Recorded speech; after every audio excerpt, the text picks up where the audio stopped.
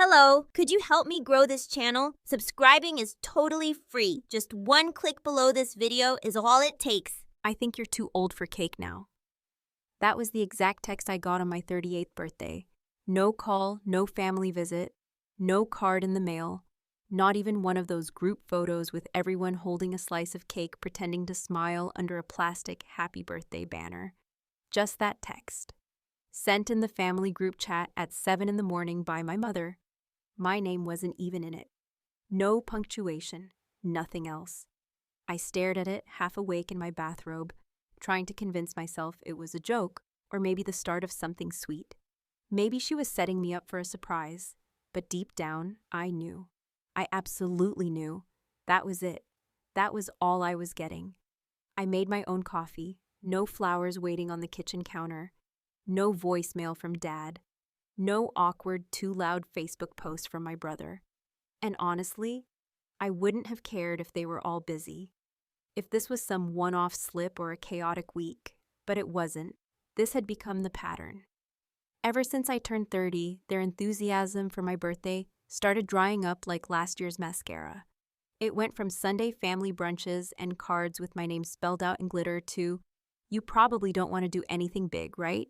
And, "Well, we just did something for Ethan."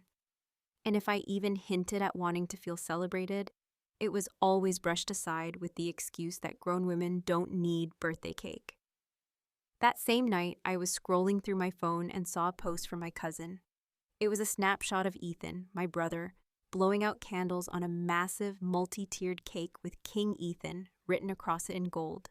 There were balloons everywhere, the big shiny kind that spell out your age, and the number 33 hung behind him in glistening silver. Our parents were there in the background, smiling like it was a freaking coronation.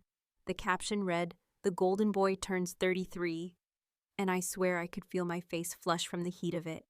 Not anger, not jealousy, just that dull, sinking kind of ache you get when you realize you've always been the one doing the clapping. The worst part? It wasn't even his actual birthday.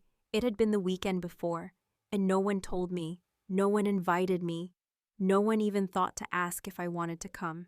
Not a word. I didn't cry. I didn't even feel the urge.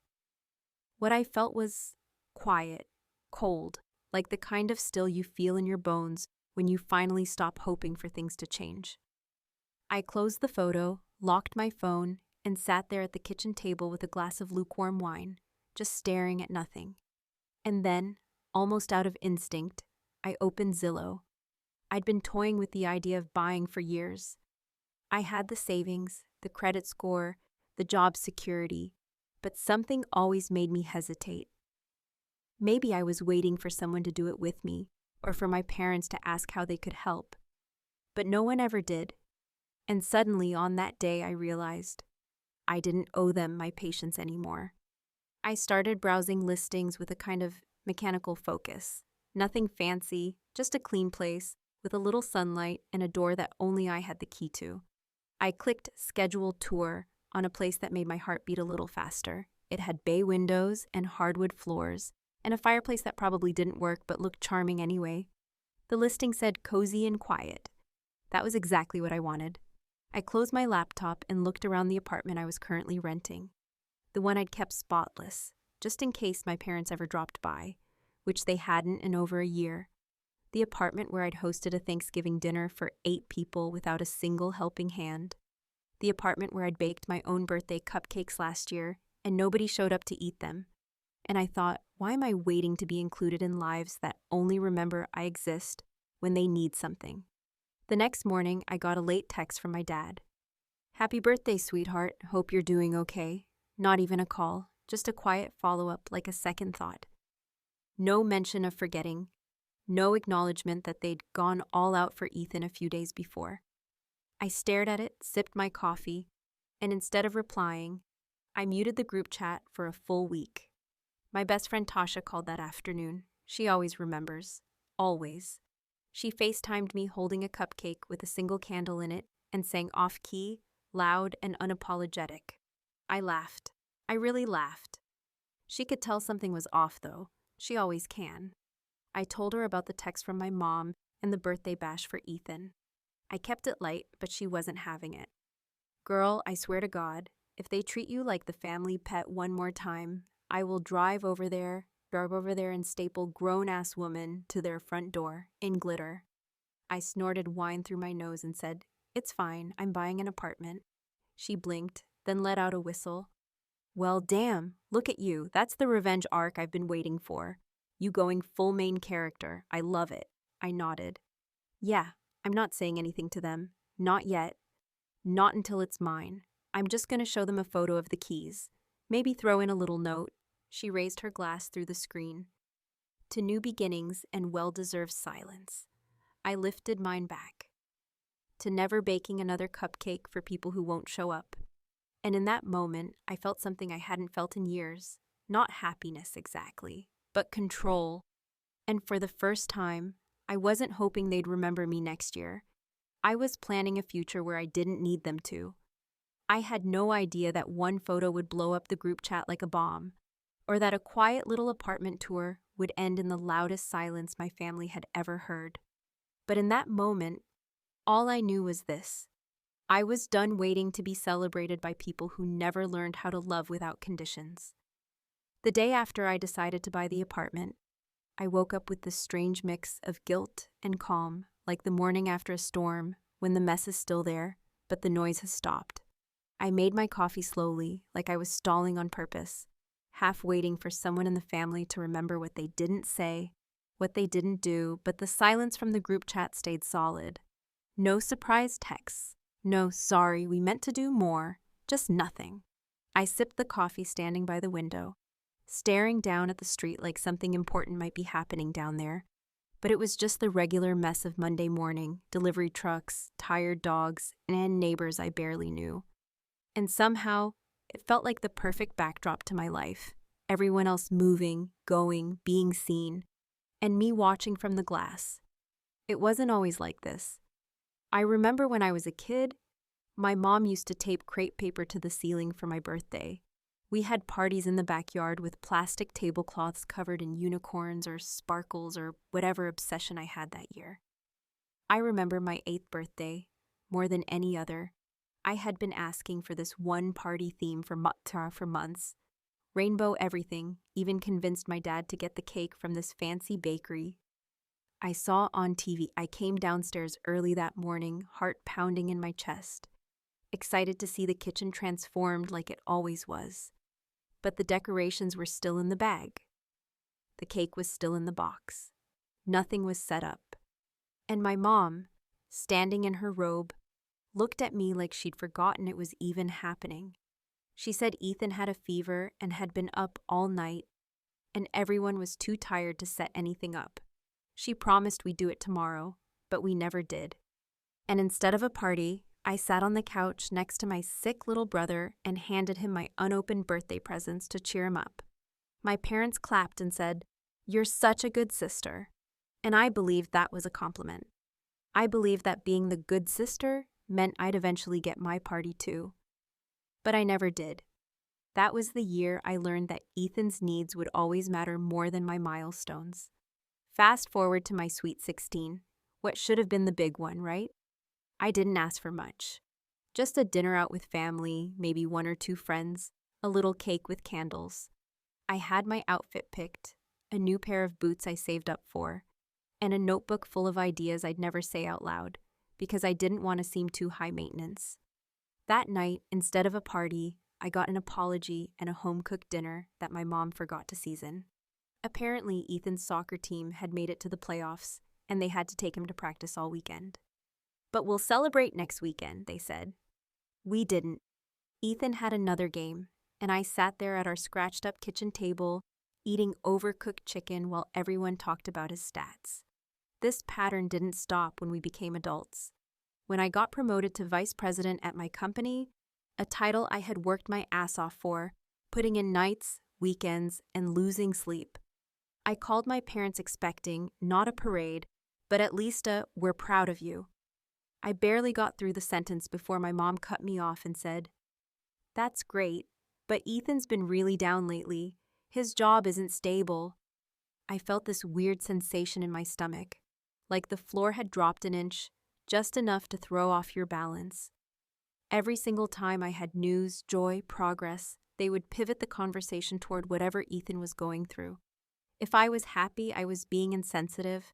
If I was frustrated, I was being dramatic.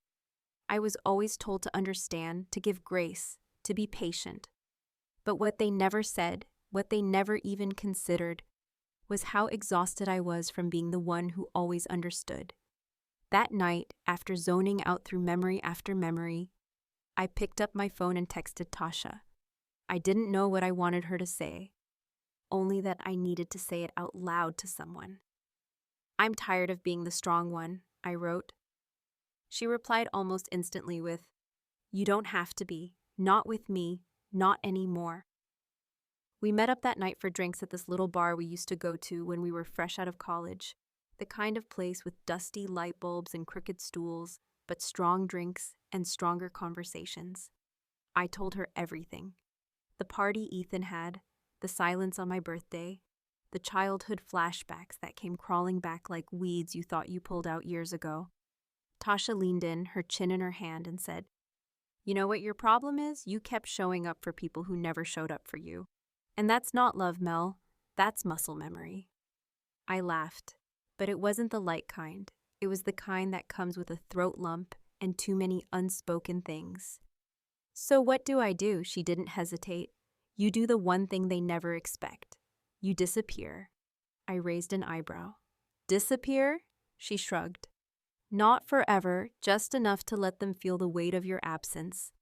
People only realize you've been holding everything together when your hands are no longer there." I stared into my drink for a moment before replying. "I found a place. I'm touring it this week." Tasha's eyes lit up.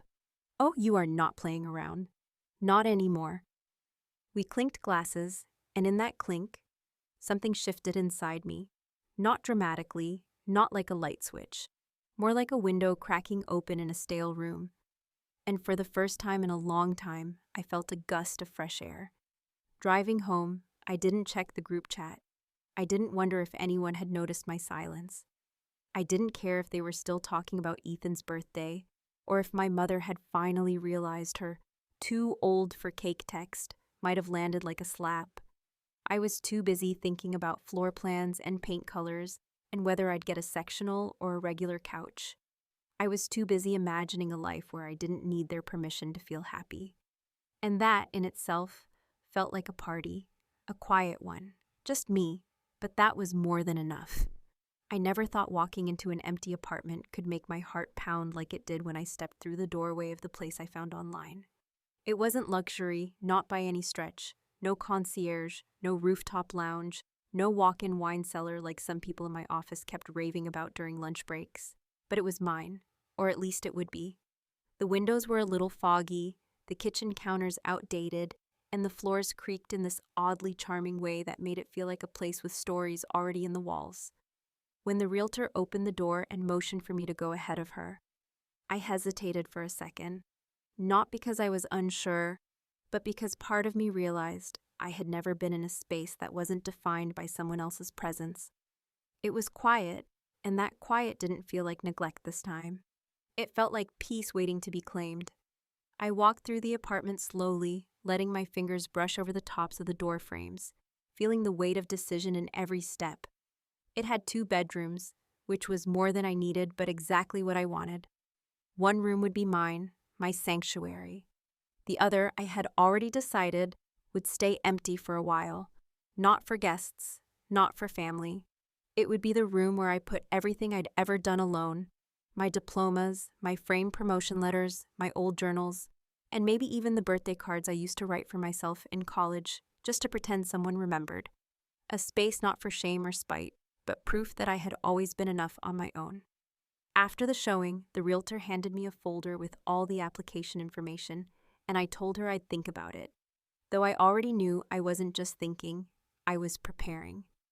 I walked back to my car with the folder clutched under my arm like it was a birth certificate. I sat in the driver's seat, not starting the engine, just watching my reflection in the rearview mirror. I looked tired, but not defeated. I looked like someone who had finally made a choice not to wait for applause. The next day, I sent in my application, transferred the down payment, and booked a moving truck for 2 weeks out. I didn't tell anyone. I didn't hint at it during the occasional shallow conversations with my parents. I didn't bring it up in the group chat where messages had returned to the usual routine, updates on Ethan's dog, photos of his latest hike, and my mother's commentary about some neighbor's daughter getting engaged. No one asked how I was doing. No one remembered that 2 weeks ago they had skipped my birthday. I didn't expect them to. At work, I floated through meetings and deadlines like a woman with a secret. Not the scandalous kind, but the kind that builds quietly in the chest like a slow rolling wave. Every evening, I went home and packed a few boxes. I labeled them neatly: kitchen, bedroom, books, office. But I had one box that I left unmarked. It was filled with photos, letters, and mementos from a life that always seemed a few inches out of reach. There was a birthday card from my 10th birthday, signed only by my mom because my dad had been out of town and forgot. There was a picture of me at my high school graduation, standing stiffly between my parents, both of whom looked like they had somewhere else to be. I found a letter Ethan wrote me once when he was little. He said I was the best big sister in the world. I kept that one. Every night, I sat with that box open on the floor, deciding what to take and what to leave behind. I didn't want to drag ghosts into this new space, but some things felt too important to bury. Not because they were happy, but because they were mine. They proved I had survived. About 5 days before the move, my mom called me unexpectedly. I let it ring. Then she texted to say she was just checking in and asked if I had seen the picture she posted of Ethan's birthday balloon arch. She added, "Everyone said it looked like something from Pinterest." I stared at my phone, then placed it face down on the counter. No response. Tasha came over that night to help me wrap dishes. She brought a bottle of champagne, saying we'd pop it once everything was in the truck. As we wrapped mugs and wine glasses in newspaper, she looked at me and said, "Do you think they'll notice when you're gone?" I shrugged, not out of indifference, but because the answer felt too complicated. "They might notice the silence, but not right away." She nodded, thoughtful, and then said something I didn't forget. People like that only realize you're missing when they need something. The moment they have a question and you don't answer, the moment they want you to show up and you don't, that's when it hits. Not because they care, but because they're inconvenienced. I didn't want that to be true, but I knew it probably was. The night before the move, I stood in my apartment, everything boxed up, the shelves bare, the art off the walls. I should have felt nervous or overwhelmed, but all I felt was lightness. Not joy exactly, just weightlessness. Like I had put something down I had been carrying since I was a little girl. The next morning, I handed the movers the final bulk, climbed into my car, and followed them to the new address. The street was lined with old oak trees, the kind that dropped acorns in shade without asking for anything in return. When we got there, I didn't take a photo for social media. I didn't call anyone to announce it. I walked up the stairs to my new front door, turned the key, and stepped inside. Later that night, after everything had been brought in and the movers had left, I opened a bottle of champagne, the one Tasha brought, and poured myself a glass. I lit a candle, not for ambiance, but as a sort of ritual. I sat on the floor, glass in one hand, phone in the other. I took one photo, just the living room, warm with candlelight, a moving box still half open, and the champagne bottle next to the glass. And then I opened the family group chat.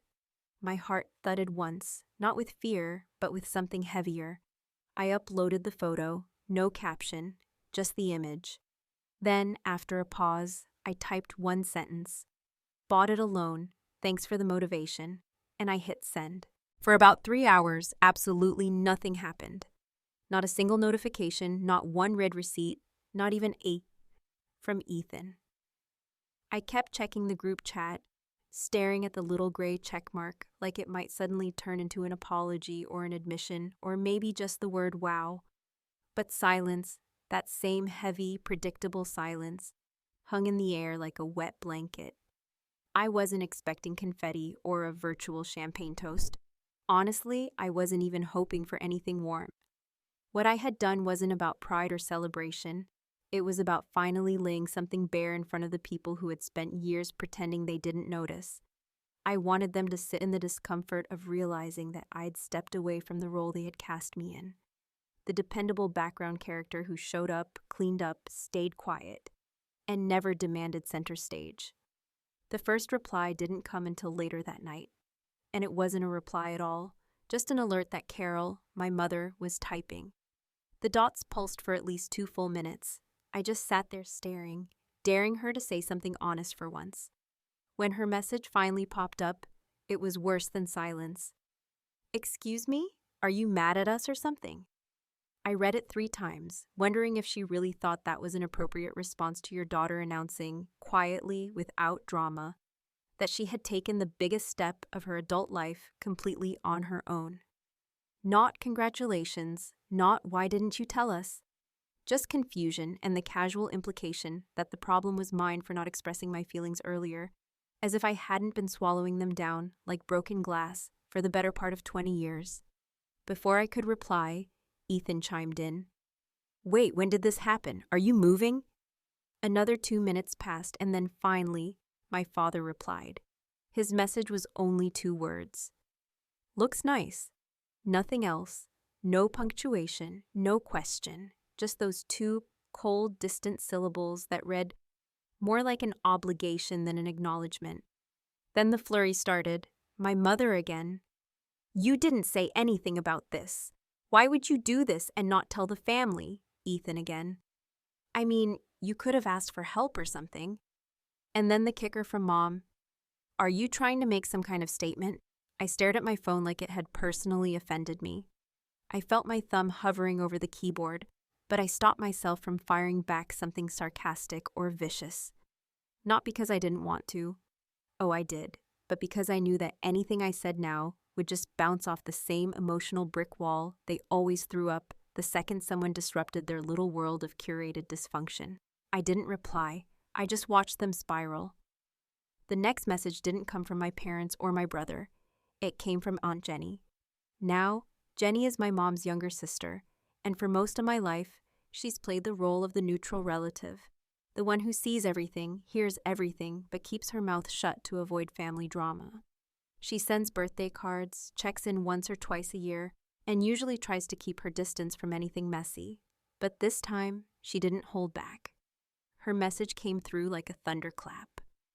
Maybe if you celebrated Melissa the way you celebrated Ethan, she wouldn't have had to do it alone. Maybe if you noticed her before now, this wouldn't be a surprise. That was the moment everything shifted. My mother immediately responded. "That's not fair, Jenny. Melissa never said she felt left out." And Jenny, bless her, wrote back, "Because you never gave her the space to say it." For the first time in what felt like forever, someone in the family had said something real. My heart beat faster, not with adrenaline, but with something close to vindication. I didn't ask Jenny to speak up, and I never expected her to. But in that moment, I felt seen in a way I hadn't felt seen by my family in decades. My mother tried to regain control. "This is ridiculous. We've always supported both our kids. Just because Ethan's birthday happened to be a bit bigger this year doesn't mean we love Melissa any less." And that's when I typed my first reply of the day. "You don't listen when I speak. Why would I waste my breath?" I sent it and left it at that. I didn't need to explain myself anymore. I had spent the better part of my adult life trying to find the right words, trying to justify my hurt, trying to make my family see what was so obvious to anyone outside the dysfunction. And they never heard me. Not because I wasn't clear, but because they were never interested in listening. A few minutes later, Ethan sent me a private message. "You know, Mom cried, right?" I stared at the message for a long time. Not because I was sad or regretful, but because it struck me how typical that was. My mother crying wasn't new. She cried when things didn't go her way. She cried when people disagreed with her. She cried when she was uncomfortable or confronted with something that didn't fit her narrative. But she never cried for me. She didn't cry when I left for college alone in a cab because they forgot my move-in date. She didn't cry when I broke off my engagement and came home to an empty house because they were out celebrating Ethan's promotion. And she didn't cry the last time I spent my birthday alone and didn't even get a phone call, so I replied. Did she ever cry when she forgot mine? He didn't respond. That night, I poured another glass of wine, sat on the balcony of my new place, and let the quiet settle around me like a blanket I had sewn myself. I wasn't angry anymore. I was past that. What I felt was deeper, quieter, harder to name. It was something like grief, but not for the people in that group chat. It was grief for the version of me who waited so long to be acknowledged, who spent decades shrinking herself so the people around her wouldn't feel uncomfortable. I didn't check the chat again for the rest of the night. I muted it, turned off the phone, and played music from a tiny speaker I had unpacked earlier that day. I watched the city lights flicker in the distance and thought about how long it had taken me to choose myself. It wasn't a victory parade. There were no fireworks, just the click of the mute button and the soft hum of a room I could finally call mine. And honestly, that was louder than anything they had ever said. A week passed before I heard anything else from them. The group chat had gone eerily still after I muted it, and though I never officially left it, I treated it like a grave I had no reason to visit. No one texted directly, no one called, no one offered anything close to an apology. And honestly, I wasn't surprised. Families like mine are experts at avoidance. They sweep things under the rug so often there's barely any floor left. But people eventually crawl back to their own patterns, and sure enough, on Sunday morning, my mother sent a new message. Not a continuation of the last disaster, no reference to the apartment or the things said, just an invitation. We're having dinner next Saturday at the house. Just us, would love to see you. The passive cheer in her words hit me like a slap. No acknowledgement, no remorse, no attempt to even pretend she'd done something wrong. It was as if she thought a meal would reset everything, that I'd show up with a smile and let her pretend we were all fine. Part of me wanted to ignore it. I had every reason to. I had nothing to prove, nothing to say that hadn't already been said with silence. But I also knew that if I didn't go, the story would get rewritten without me. I could already imagine her telling friends and extended family, Melissa just cut us off out of nowhere, glossing over decades of invisible wounds with a smile and a glass of Chardonnay. So I decided to go, but I wasn't going empty-handed. The week leading up to dinner, I kept things quiet. I settled into my new place, made it feel like home one lamp and curtain at a time, and started sleeping better than I had in years. The air felt different there, less loaded, less suffocating. It felt like mine. Every night I sat in that empty second bedroom, now filled with soft light and open boxes of memories, and worked on a letter. Not a speech, not a rant, just a letter, handwritten, plain, but deliberate. I wrote it with no intention of pleasing anyone, only of being honest. I didn't rehearse it or read it aloud. I just folded it up the night before dinner and slid it into my bag. When Saturday arrived, I didn't dress to impress. I wore jeans, a soft sweater, flats, no makeup, no earrings, just me. I parked on the street instead of the driveway. I walked up to the front door of the house I had once called home, the same one I had left countless times feeling like I'd failed to earn something I never should have had to earn in the first place. My mother opened the door with her usual smile, the one that didn't quite reach her eyes when things were tense, and pulled me in for a hug that felt more like a performance than a gesture. Ethan was already inside, laughing at something on his phone. My dad looked up from the couch and gave me the kind of nod you give a stranger you recognize from somewhere, but can't quite place. Dinner was casual, store-bought lasagna, a pre-packaged salad, garlic bread from the freezer. No one mentioned birthdays. No one asked about the apartment. The entire conversation hovered around Ethan's recent camping trip and whether the neighbors were going to sell their house. I answered when spoken to, smiled when it was polite, but never volunteered anything. The silence spoke louder than words ever could. They acted as if nothing had happened, as if they hadn't collectively shown me exactly where I stood. After dinner, when everyone got up to clear the plates, and pretend they were a normal, loving family. I reached into my bag and pulled out the envelope. I stood in the middle of the dining room, held it in my hand for a moment, and then placed it carefully on the table in front of my mother. She looked up, confused, already bracing herself as if I just handed her a subpoena. "What's this?" I smiled, but not with warmth. "It's a letter. You can read it after I go." Her face froze in that familiar expression of half concern, half offense. I turned to Ethan, nodded once. He didn't smile. My dad stood in the kitchen doorway, watching silently like always. No one tried to stop me. No one asked me to stay longer. I walked out as calmly as I had walked in. Not because I wanted to make a statement, but because the power of that moment wasn't in the dramatics. It was in the quiet certainty that I didn't owe them another second of explanation. In the car, I didn't cry.